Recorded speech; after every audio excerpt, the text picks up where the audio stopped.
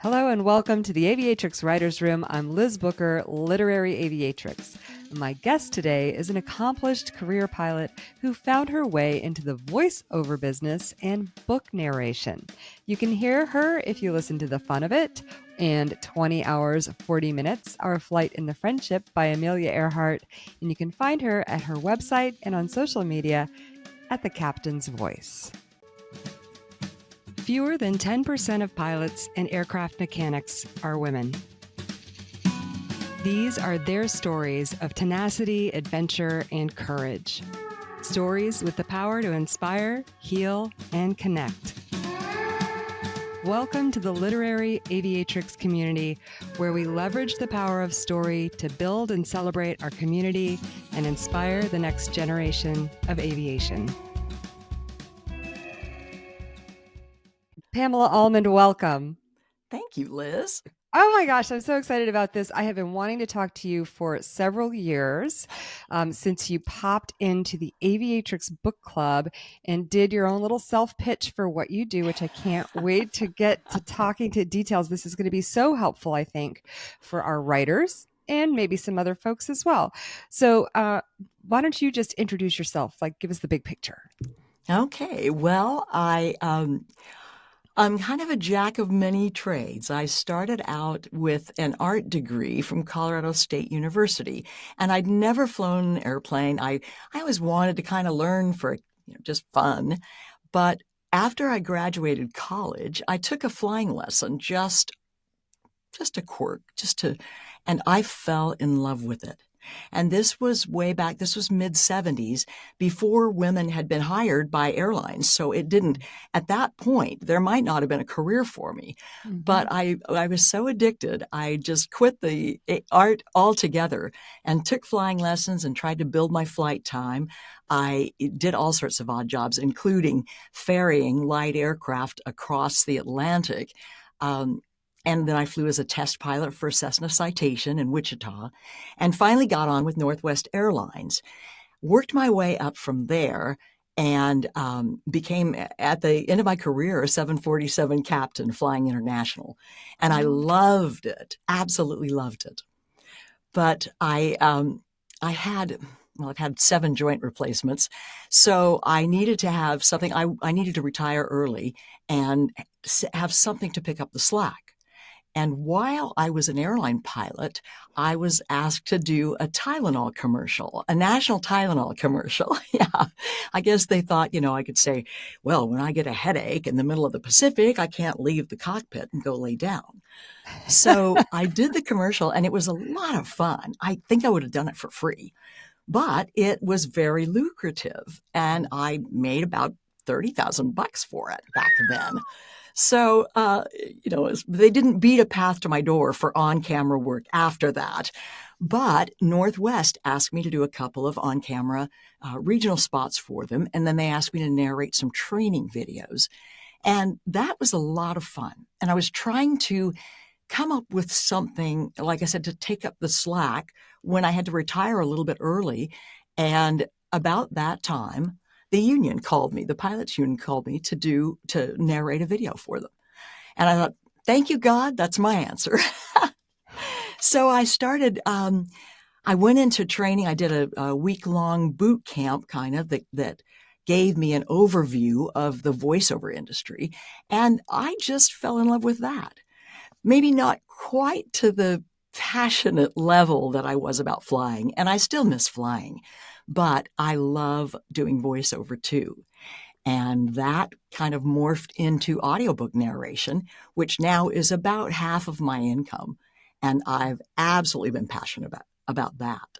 So that's how I got where I am today. Neither of those careers actually link up reasonably, but oh, you know what? We all find our own path, and it always makes perfect sense once we're there. And that makes perfect sense for you. It's a great story. I want to roll it back. I have so many questions, but let's just go back to a little bit of this flying. So tell me about this transatlantic ferrying gig, because I've just met somebody recently who does this as well, who might be putting a book out. And I just am so curious about how somebody gets into something like that and what it was like for you. Desperation, basically. I wanted to get on with the airlines because at that point I was actually a flight attendant for United Airlines as a means to an end, trying to build more flying time as a pilot. And United at that time would not hire from within. So when their first female pilot, Gail Gorski, was hired, I looked at her and I got to talk to her. I really liked her a lot, but she had less flying time than I had. And I was pouring coffee in the back of the airplane. So I said, all right, I don't like this. Yeah. So I quit United and got a job offer from Northwest Airlines, and the rest kind of is history. But to build the flying time, to even get competitive, because this was back in the mid-70s, Braniff kept going under and flooding the market with very highly qualified airline pilots.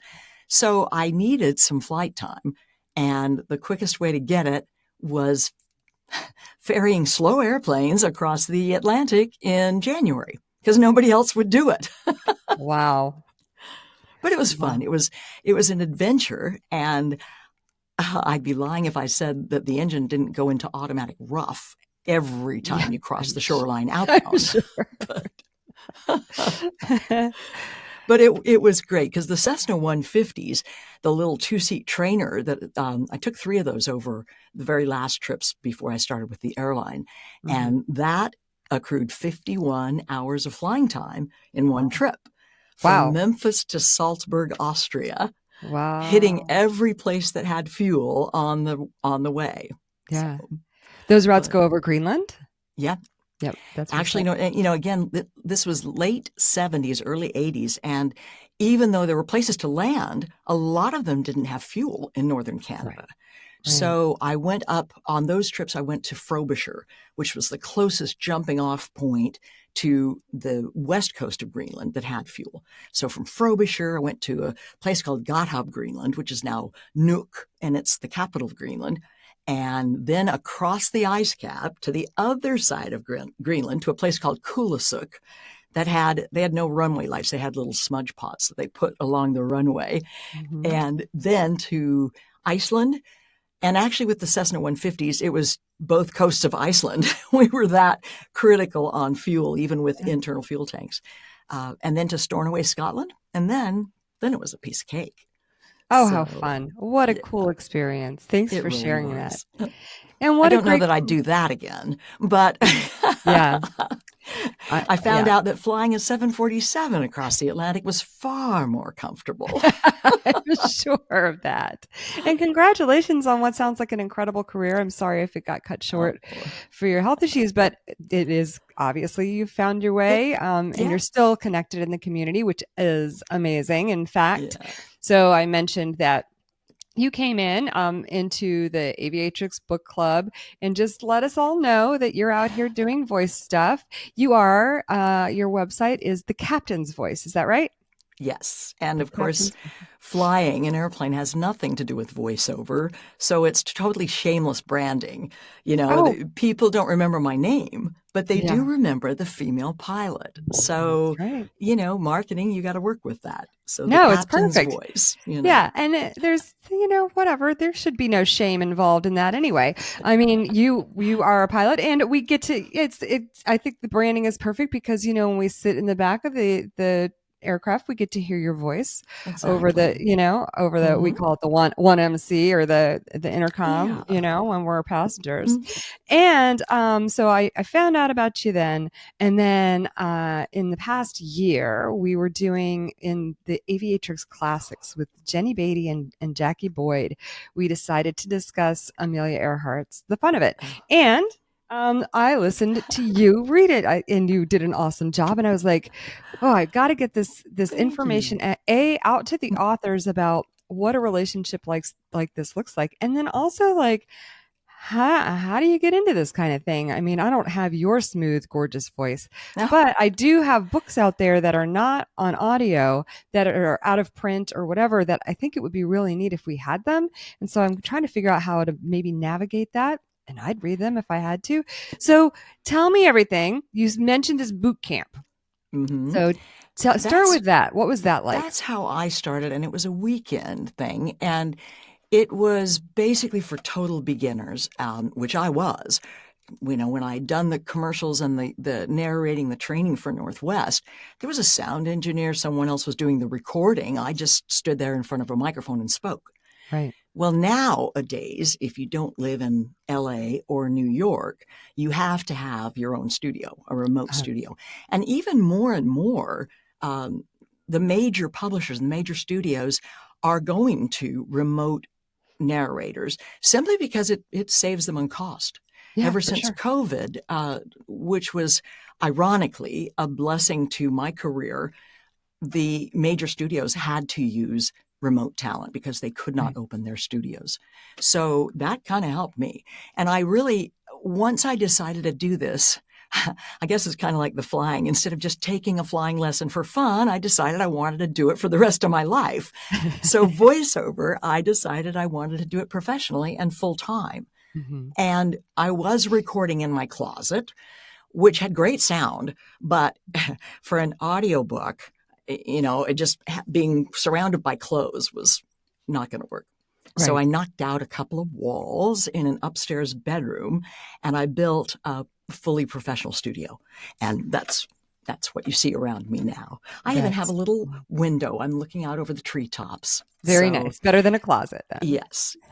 But that said, now people can get started in a closet. Mhm. The biggest thing, and I coach also, and I tell my students, the biggest thing that you should look for as far as being qualified is the ability to read well.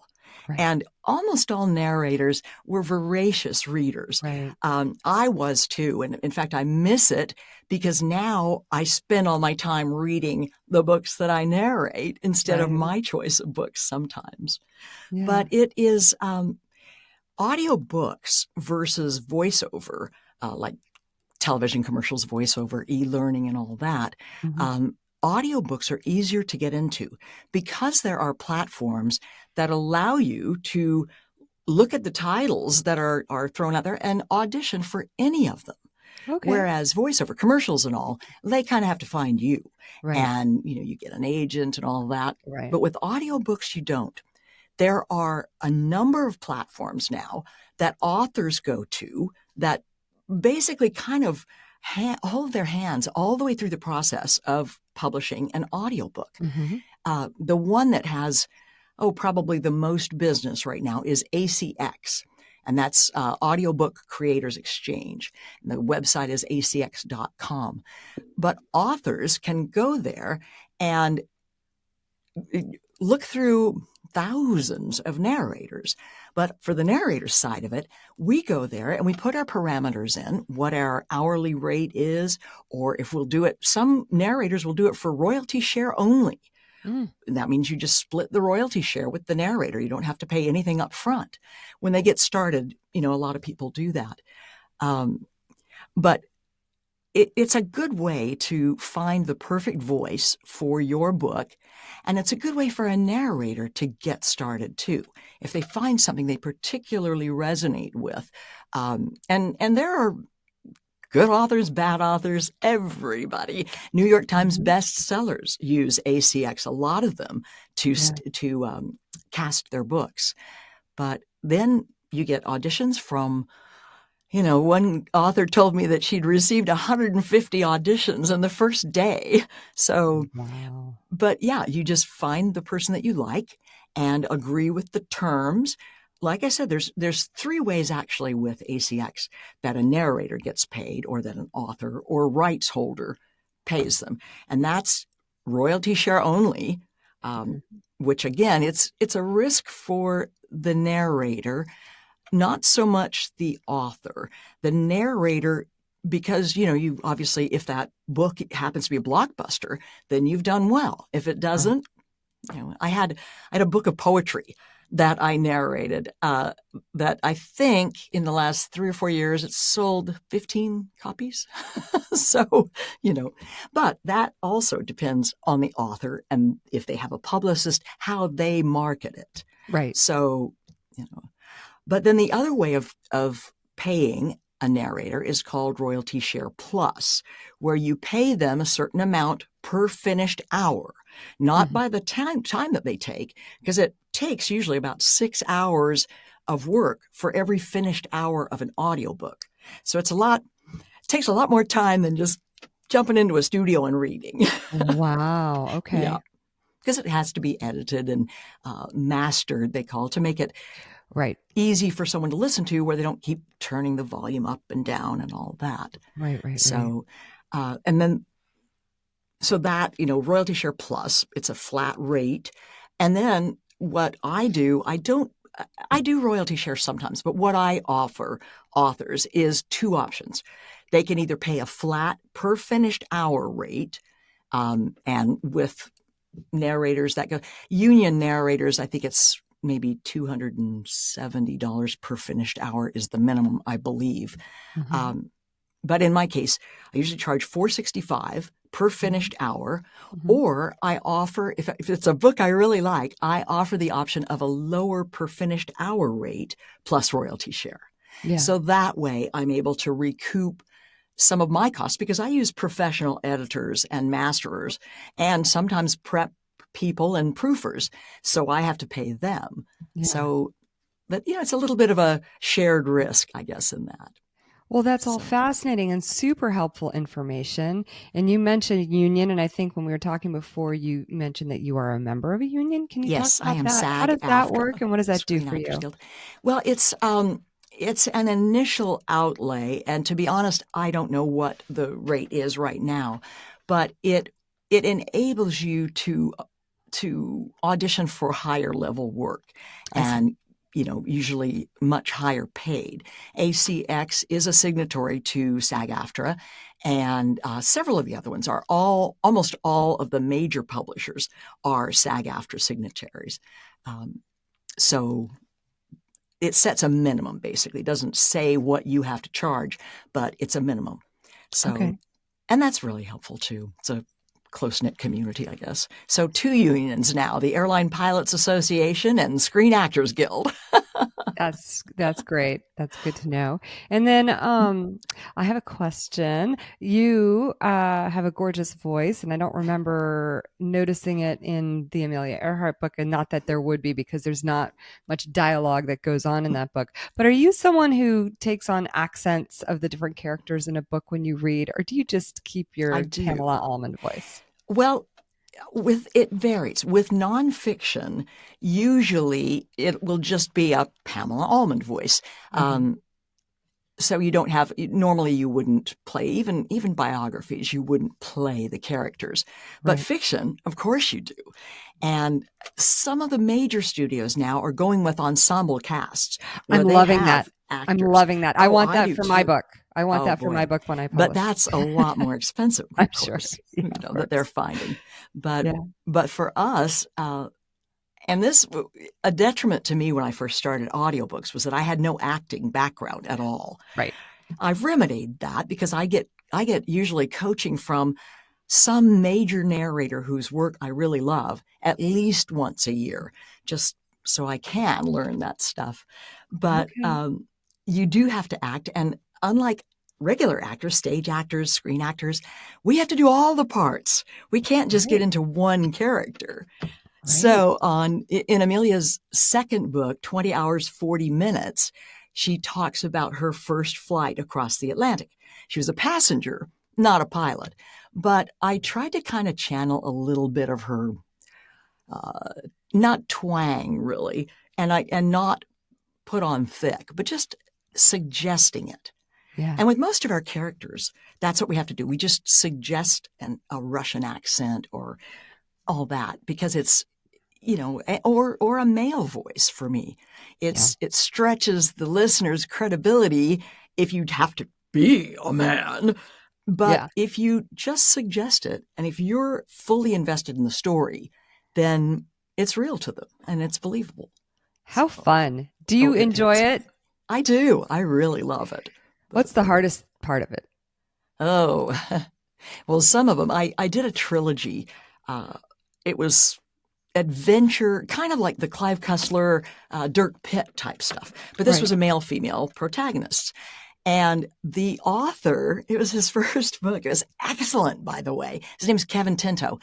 And excellent, but he, for some reason, decided to have his characters speak in their languages. He has Navajo, he has Lakota Indian, Kurdish, Turkish, and Russian, and not just he said in Russian, or he said with a thick Kurdish accent.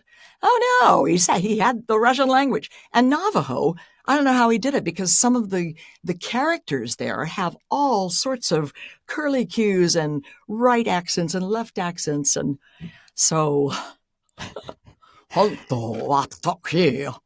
you know, My goodness. and there are clicks. The main Oh my goodness. character of one of these the trilogy books, her name was Alogi. Oh my goodness. Alogi. And I had to tell the editors, don't cut that off, because it's not a mistake. It's intentional. Yeah, it's intentional. A click. I think I did do so much research for that one. I think I was paid minimum wage by the time it was over. That is so great. How fascinating. Oh my gosh. It's fun. So authors out there, please just say, she said with her fluent French accent. You don't have to write it in French. Your awesome. readers might be impressed. Your narrator will not be. Oh, I mean, even as a reader, I find myself like I have those things. I mean, so I can see it from both sides, and I won't get into detail right now, but I did a Master of Fine Arts in Writing program in which one of our cohort talked about using language without explanation in text to make it more authentic. But I do find myself as a reader stopping at those things, trying to pronounce it in my head, and then coming out of the book and going to Google it. So I hear you, I'm with you, and I will minimize that in my own writing. Noted. And I will have to say, and luckily, I found wonderful people. A guy from the Navajo Nation. The Lakota tribe was not as forthcoming in helping me out, but the Navajo, I never got a review that said it wasn't correct. He did change a little bit of the order of the words, because he said the author got it wrong. So he changed it, so I changed it. So, well, that's nice too, while we're on the topic, because, I recently listened to an audiobook where every time the woman said NASA, she said Nassau, as in Nassau, Bahamas, not NASA. NASA. And it irritated the heck out of me. Otherwise, it was a perfectly good reading, but in the book was about astronauts. So the word showed up a lot, and it really irritated me. So it is good that you were willing to do that research, and that he fixed the author so that you. And that will totally turn a listener off. They'll just stop reading entirely. Yeah. Or if. I did one book that actually won an Earphones Award, but it had some Yiddish, and it had some people with a very pronounced Yiddish accent. Mm-hmm. And the words, not actually reading the language, but a few words and terms thrown in that are Yiddish words. And I actually called a rabbi in New York City to get him to tell me how these were pronounced. Yeah. But dang if I didn't get a review that said, and the words weren't pronounced right. Oh, darn. Wait a minute. Yes, they were. Maybe maybe there are accents of that as well. Yes, we got the Southern accent and the Northern accent. So who knows? Oh, yeah. Well, I have more questions specific to the industry, or really for the authors. What should they be looking for when they're shopping for a reader? Like, you already mentioned they get to shop and listen to voices they like, but what else would indicate like they're working with somebody who's a professional and knows what they're doing? Well, usually a SAG-AFTRA, a union person, is more experienced, because it does cost money to join the union. We pay dues, we pay a certain percentage of what we get. Right. So at least they will have some experience. We don't have agents in audiobooks, so that's not a direction to go. But the facility with accents and languages, if your book has that, for a nonfiction title, the ability of that narrator to get into your topic, because that's kind of all we have. We don't have the voices, we don't have all that, but we have to have the same enthusiasm that the author has for their topic. And in some cases, that's hard. I'm sure. Yeah. Yeah. I've done a couple of, I've done a lot of financial narrations, and I Ooh. love those because I really like investing and all and the markets. But I've done a couple of nutrition things, and I don't know that much about nutrition, or this was kind of a medical thing, and Mm. every other word had 6 syllables. So, you Right. know, but if somebody's willing to do the work too, Yeah. um, Yeah. so, and then other than that is just the tone that you like. Look at their websites. Mhm. On ACX, for instance, they have profiles. So they'll have clips of all different genres that they have done. So look at that also and listen to them and see if it feels like. And then ACX also gives you the ability, the narrator that you choose has to record the first 15 minutes of your book and send it to you. And then you have uh, first right of refusal, I guess you could say. Oh, But great. you can listen to that. You can say, I want the pace a little faster, Mhm. or, I really envisioned so and so with a real deep accent. So Yeah. you can do Little tweaks. limited Yeah. direction like that. Now you Okay. can't micromanage the whole thing, and once you've approved those first 15 minutes, then it's kind of what you hire us for. Then it's our interpretation for the rest. But at the end of the book, then we upload all the audio and you proof it and go over. And if you see any errors, you can change those. But that's a really good thing where you can, and they have contracts too. So, but the first 15 minutes is where you make your decision. And the same way with the audition, you can choose what section of your book you'd like to be auditioned. And some authors will choose several little snippets so they can hear how you approach a certain character, for instance. So, yeah, there's a lot of flexibility from the author's standpoint. Is there anything that they should look out for or stay away from? You have to kind of train yourself to be really, really to listen. Basically, you're looking for a lot of mouth noise, for instance.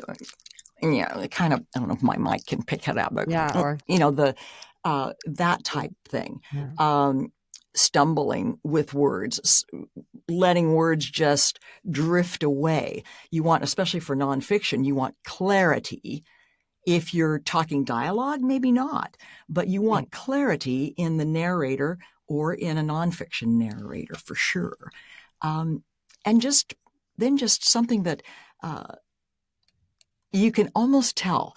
We're not required to edit and master an audition, but most people do, because Mhm. at least roughly. So you, as an author, want to hear what it's going to sound like to the listener, like a Right. finished thing. So some of your auditions will be kind of low pitched. Some of them will be up, down, where a listener would have to just keep hitting the volume knob up and down.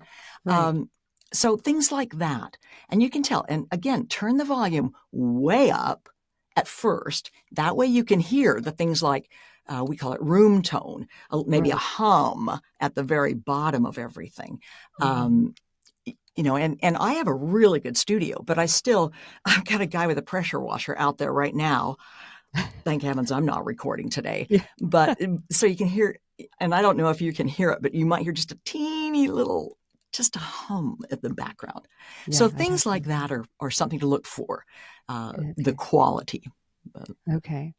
So, how did you get this gig doing Amelia Earhart's books? Oh gosh, I have a friend named Karen Cummings who is a narrator of her own right, but she's also the kind of guru of public domain titles. Um, and she knew I was a pilot, and she brought this to me. She said, "I have checked this; it's in the public domain. You need to do this." So I thought, well, yeah, I need to, except nobody pays. The public domain. Who's Right. going to pay me for this? Well, so so it Yeah. took me a year to do it because I just had to do it in little fits and starts in addition Oh. to the paying stuff.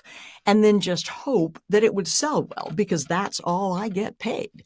So, and of course, then I paid my editors and all, so I was out that for a while. But it sold pretty good, to be honest. And there's an old version of it. In fact, the cover of the book that you have there is Yeah. the old version. I like Yeah. to think I like my cover of the audiobook better. So if you want to listen to it, listen to mine. Yeah, absolutely. Everybody But that's go. how I started. Yeah. That's so And great. I loved it. I felt like I was channeling Amelia Earhart. And it was so fascinating to learn so much about her. I mean, she was an author. She was a poet. The second book, 20 Hours, 41 Minutes, has her poetry in the beginning, and it's beautiful. She was a poet. She was a fashion icon, a business owner, just an amazing woman. Incredible. So I loved that so much that Karen suggested that I do the next one. She wanted to record the foreword to it. So I said, hey, fine, more power to her. But I did that one. And that one was probably, ironically, I felt like it brought my whole life full circle, because way back years ago, I was in a little airplane about to cross the Atlantic with the same nav equipment that Amelia Earhart had. We didn't have GPSs. We didn't have, well, even Loran C was an option, but it didn't work very well in the North Atlantic. So it was dead reckoning. It was, you figure out the heading, adjust for the forecast winds, which also weren't forecast as well as they are now. Hold the heading, and hopefully you'd hit Greenland, Then decide whether you turn north or south to get to that one airport within 600 miles on the coast. Incredible. So it was such a thrill to come full circle to do that. And then years later in my second career, be narrating Amelia Earhart's words. So that was such a blessing. The I perfect enjoyed that person so to have much. done it. That's so great. Oh, And God. everybody go listen to that. Thank you for putting yourself out The there fun that of way. it, and 20 hours, 40 minutes. Oh, and the libraries have it too. That's the one thing, and I probably should note for your authors, if your book would be best suited to a library, ACX does not have the capability of distributing through a library yet. So, but you can go non-exclusive, and then you can distribute to libraries. But what they do is they release the book to Audible, iTunes, and Amazon. But then if you're non-exclusive with ACX, you don't get as much royalty, but you can then distribute it to bookstores and libraries. And libraries, the digital downloads have been exponentially increasing in the last 2 or 3 years. So that's, if you can't find an audiobook, ask your library to get it for you. Most of the time they will. And that's a wonderful way. And it's a wonderful way for authors to get paid extra for that, because library sales are booming. Well, that's incredible advice. Thank you. Thank you for that. Now, are you available for work? If somebody's listening to this and I love Pamela's voice, how do they get in touch with you and work out a contract? Well, info at thecaptainsvoice.com is how you can reach me. And I'm on Twitter and Facebook and all that, usually under the Captain's Voice. And anything aviation, that's my heart's passion. And I have done, well, Carlene Pettit, I'm doing some of her books, and she writes beautifully, aviation mysteries and all. She does a great job. So anything aviation, I'll usually drop my rate a little bit. So. Oh, well, good to know. So we're going to get that information out to all of our authors. Pamela, thank you. Is there anything else that you wanted to talk about that we haven't hit yet? Oh, golly. I could talk flying all day, as you know, as a pilot, as any pilot can tell you. But, I think that's about it. It's easier than most authors think to get their books out in audiobook form. And It won't be as many sales as the print form or the ebook form, of course, but it is growing leaps and bounds. I think it was $2.1 billion in audiobook sales last year. And that's up from in 2020, it was $1.1 billion. So it's basically doubled in the last 4 years. We So love them. We love that's the our way. audiobooks in my family because we both go Yeah. out and walk and run for miles and miles. Yeah. And it's just an efficient use of time sometimes to just have a book on while we're like doing dishes and housework. So we're Oh, yeah. grateful for people like you. We're grateful for the boon in the industry because I'm Yeah. always looking for books to be available on audio. Oh, yeah. Well, and the one thing that I uncovered too, statistically, it has not cut into digital sales or paperback sales or whatever, because most of the time when people get the audiobook, there's something called Whisper Sync that they can also get the or not the print version, the Kindle version. So you can follow along. You can listen when you're out doing your chores and come back home and open the book, the Kindle, and it'll be right at the same place. And I do both of So those things. Yep. most people get both. Yeah. So. Yeah. Well, Pamela, thank you so much for your time and for your insights. This is such valuable information for my audience, and we love your work, and we'll keep sending our aviators your way to keep reading for us. Thank you, Liz. I love your work too, and thank you for doing this. Thank you, ma'am. And here I am, I'm ready to go again. I'm ready to say